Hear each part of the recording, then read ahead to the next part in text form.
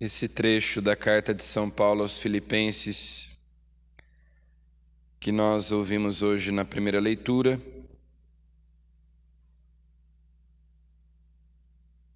nos pede que nós vivamos no amor e na graça de Deus, de modo cada vez mais perfeito. Nada façais por competição ou vanglória, mas com humildade cada um julgue que o outro é mais importante. E não cuide somente do que é seu, mas também do que é do outro. Portanto, nós devemos cuidar uns dos outros com humildade, não por competição ou por vanglória. Cada um julgar que o outro é mais importante. Assim deveríamos ser, assim deveríamos agir. Em primeiro lugar, amar a Deus, servi-lo e, por amor a Ele, amar também o nosso próximo, servi-lo. Não buscarmos, em primeiro lugar, os nossos interesses, mas os interesses de Deus e do próximo. Porque é assim que Deus age conosco.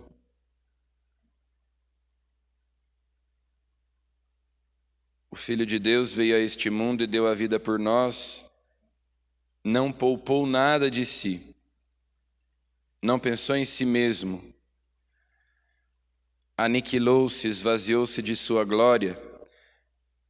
Então, do mesmo modo, nós deveríamos agir em relação às outras pessoas, como Deus age conosco.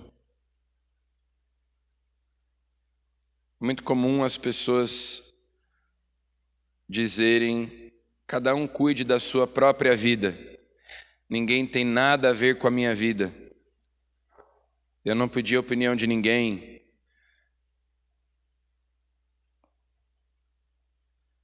Aqui São Paulo fala: cada um cuide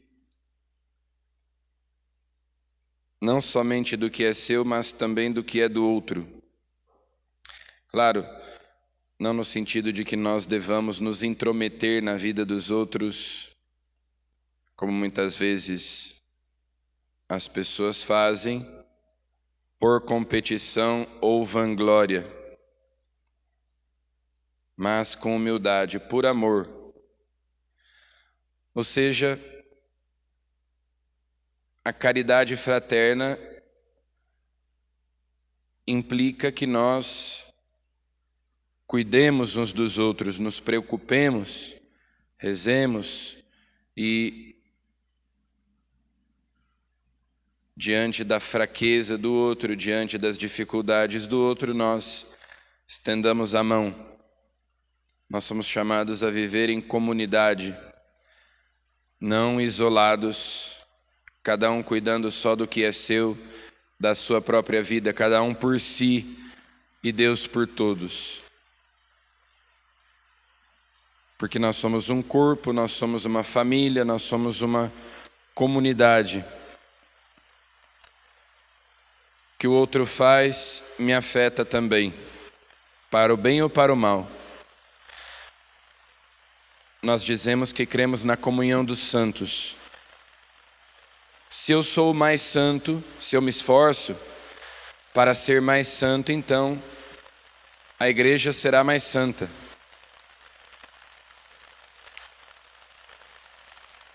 Ao contrário, se eu peco, se eu adultero a verdade, falsifico o evangelho,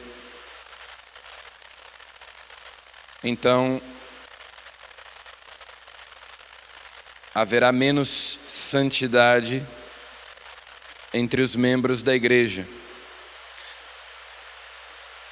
Aquilo que eu faço de bom afeta os outros e aquilo que eu faço de mal também afeta os outros.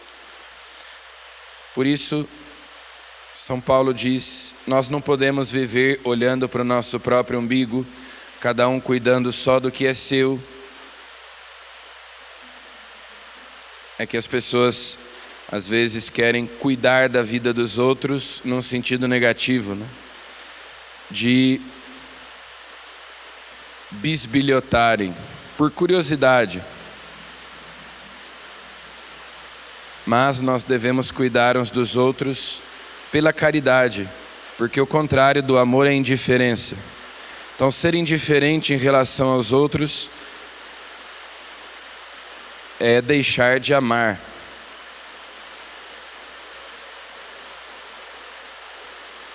E Jesus, no Evangelho, também nos coloca uma situação em que nós devemos agir com os outros assim como Deus age conosco, no mesmo sentido.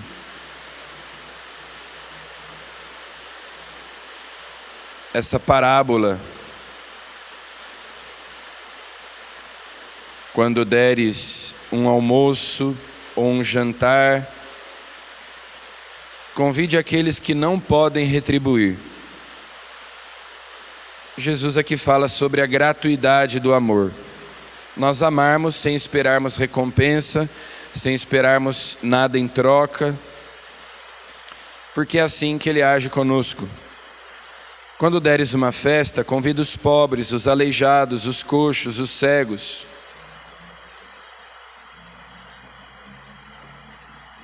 E é precisamente isso que Ele faz.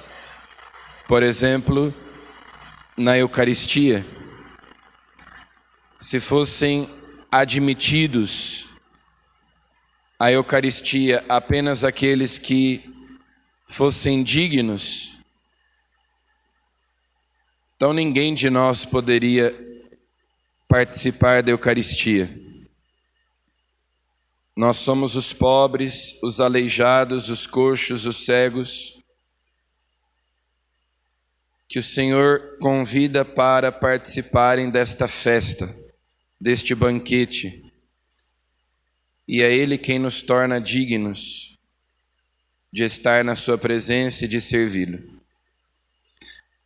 E assim como nós experimentamos essa gratuidade do amor de Deus, também Ele nos convida a agir da mesma maneira, amar generosamente, gratuitamente, sem esperar que os outros retribuam,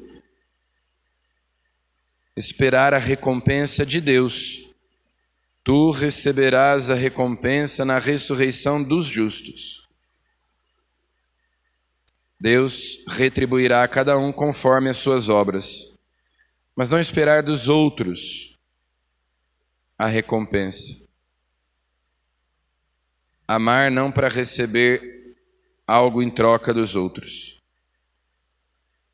Então, tanto na primeira leitura quanto no Evangelho de hoje, a palavra de Deus nos manda prestar atenção no modo como Deus age conosco,